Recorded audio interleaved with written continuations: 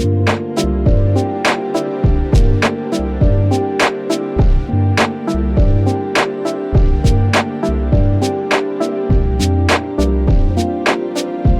Microsoft purchased Bethesda, we thought that meant we would be getting its biggest franchises more frequently, but that may not turn out to be the case.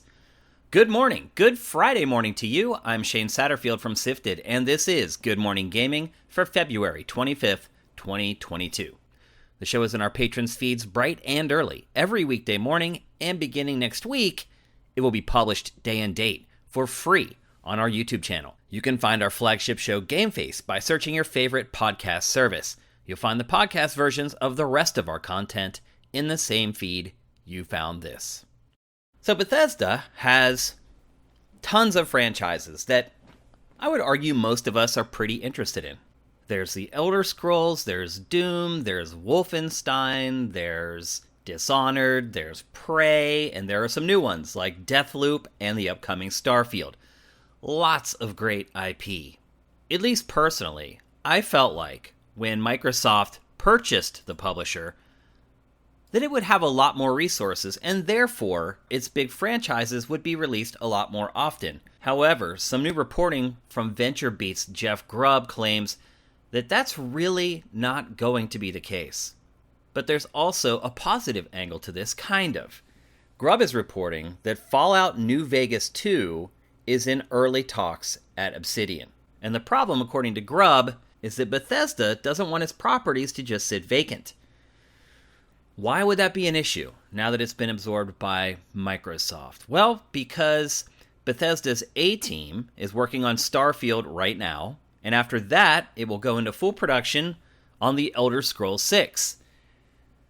According to Grubb, the plan for those games are 10 years apiece, meaning Starfield will live on for 10 years, as will the Elder Scrolls 6. If you think about Skyrim, that's exactly what happened. So where does that leave all the other properties? Now, Bethesda in the past has been pretty good about farming out some of the IP to other developers, and obviously Microsoft now owns those developers. But there are a few of Bethesda's games that it will only typically allow its A studio to work on. One of those is Fallout. Bethesda has figured out that it's not going to be able to produce Fallout 5 in any near time frame. And so discussions with Obsidian have begun for it to handle the Fallout franchise. Now, to a lot of Fallout fans, the first Fallout New Vegas is one of their favorite games. It launched in a terrible state, and over time it has become great. And a lot of people love it. And Obsidian made the first Fallout New Vegas, so it's a good match. But it is a spin-off franchise. We're not going to get Fallout 5 from Obsidian. Since Microsoft now owns Bethesda, Fallout, and Obsidian, there's nothing really stopping the project from happening. But now don't get too excited. Grubb claims that it's just in early discussions and hasn't even received the green light. So any potential sequel is years and years away. So at the very least, we're going to have quite a drought between major Fallout releases, unless, of course, if you count Fallout 76, which by most people's estimation has pretty much been a disaster. But again, Bethesda did stick with that property and get it to a place where fans at least enjoyed playing it. One could argue that maybe Bethesda spent a little bit too much time getting Fallout 76 to a decent place, and it could have been working on something else, like a new proper Fallout. So I guess what I'm getting at with this topic is that maybe we should dial back our expectations a little bit on this Bethesda-Microsoft acquisition.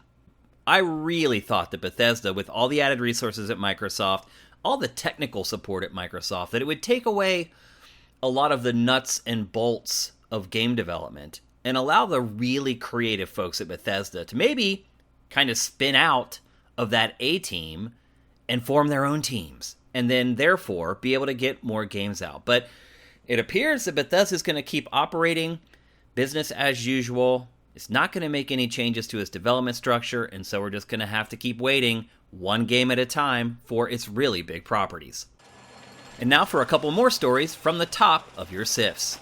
Yesterday we shared the free games with PlayStation Plus for March 2022, and today we've received Microsoft's lineup. The Flame in the Flood is free on Xbox One for the month, while Sacred 2 and SpongeBob are the freebies for Xbox 360. Boy, the quality of the free games has really gone down on Xbox Live since Microsoft started pushing Game Pass. Now granted, Game Pass, worth every penny, great subscription service. You'll never hear me say a bad word about Game Pass, but at the same time, it does seem a little shady. Sony is seeking to have a gender discrimination lawsuit dismissed.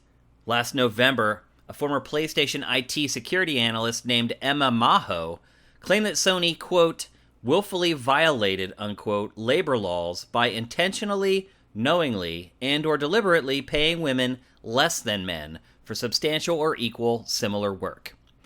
Maho also alleges that female employees were passed over for promotions and that when she complained of the treatment, she was fired shortly thereafter.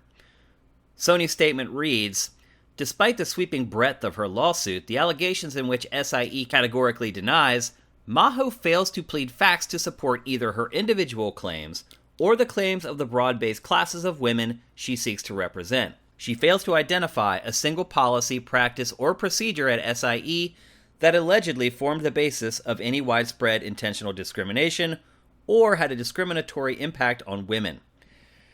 Maho is the only complainant in the class action lawsuit, so without proof, she has a tough road to toe. If you're wondering why Nintendo hasn't jumped into the studio spending spree, there was some news today. It's purchased little-known developer Studio SRD. The support studio has been working with Nintendo for nearly 40 years, working on games as early as Donkey Kong all the way up to Animal Crossing New Horizons and Game Builder Garage. Nintendo claims that the deal will close by April and will have a very small impact on its financials, which means that it didn't spend much for the studio. It's definitely not a splashy acquisition, but at least it's something. Jeff Grubb broke a second story today, confirming earlier reports that there will be 3 tiers to PlayStation's new online service, codenamed Spartacus, and sharing their monthly pricing. Most believe it's Sony's attempt to combat Game Pass. The Essential tier, for $10 a month, is what you currently get with PlayStation Plus. And to be fair, right now, if you pay for PlayStation Plus by the month, it's $10 a month. But PlayStation would be essentially doubling the price of the $60 per year PlayStation Plus option if it removes the $60 annual option. Grubb's report was not clear on that.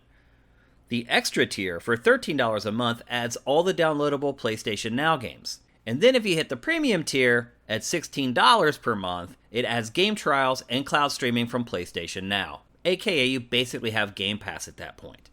Now, if Sony doesn't take the $60 per year subscription for PlayStation Plus off the table, this is fine. I'm never going to pay these prices. Somebody maybe will, but I won't. So it's not going to affect me. I'll still have a choice. If PlayStation does take that $60 option off the table, suddenly this is outrageous.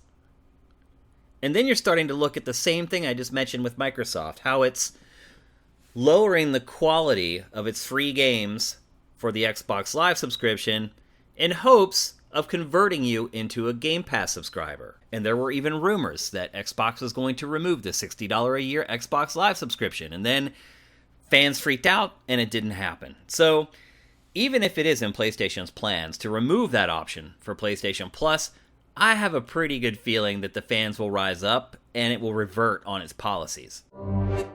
Elden Ring today reached 600,000 Steam players just 1 hour after launch. Turns out the sky-high review scores and all the chatter on social media has resulted in direct sales for From Software and Bandai Namco. The game is also getting a Day 1 patch to improve the controls and increase stability.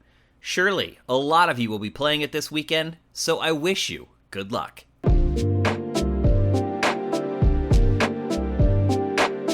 Let's take a break, and when we come back, we'll tackle today's boss fight.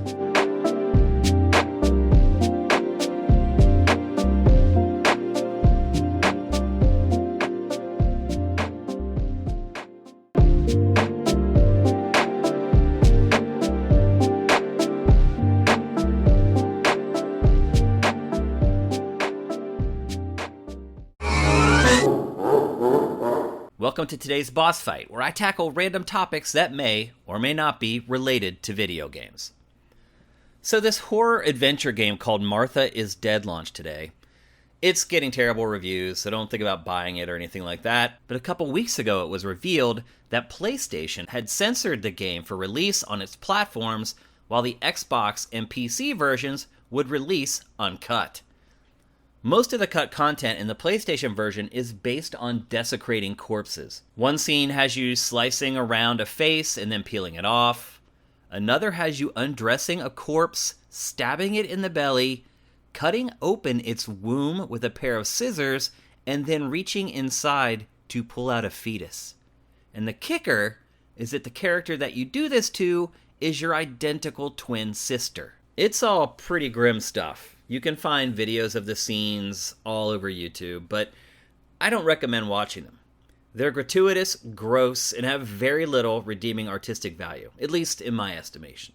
I've been a gorehound since I was very young. My father bought a satellite dish way back in the day, and we got every channel in the world for free for a couple years until they figured it out and channels started being scrambled. So I was exposed to things I probably shouldn't have been as a preteen, and what I found was that I really enjoyed being scared. I had a couple friends who were the same way, and we'd seek out the most extreme horror movies we could find. Back then it was stuff like The Faces of Death, Day of the Dead, the Evil Dead movies, Texas Chainsaw Massacre, Last House on the Left, The Hills Have Eyes, I Spit on Your Grave, and so many more. As an adult, I consumed even more extreme cinema. Miike's Imprint, Inside, Martyrs. These are films that make Hostel look like Sesame Street. I even went further than that and watched films like Salò and a Serbian film. I do not recommend those latter two flicks. I felt awful after watching them, and honestly, the feeling stuck around for several days after. I got the same vibes from the scenes in Martha is Dead, just gratuitous hyper-violence with no artistic value or merit. And perhaps made worse by the fact that you're actually interacting with the game and performing the awful acts yourself. However, one could also argue that's some really potent art. PlayStation has decided to completely remove these scenes from the game. Perhaps taking a cue, Xbox insisted that the developers provide the option to not interact with the scenes or just skip them altogether. The game's developers acquiesced and made the requested changes. It went a step further and included warnings at multiple points in the game that there are scenes that may trigger certain sensitivities. But it's also gone on record stating that it's not happy about it, and I can kind of understand that. There's obviously an argument to be made that video games are an art form, and therefore each individual person will interpret each scene completely differently. What disgusts me may not disgust you, so trying to be a gatekeeper is essentially a fool's errand. So while exploitation films and games aren't something for most people, they may be for some. As long as they're clearly labeled and consumers know what they're getting into beforehand, altering or changing art is almost never a good idea. So while PlayStation may feel like it's looking out for its customers and it's trying to avoid a black eye, it's actually negatively impacting the art form as a whole. Because PlayStation is the leader. Now future creators will consider PlayStation censorship while creating their own art, which could ultimately impact the art they're trying to make.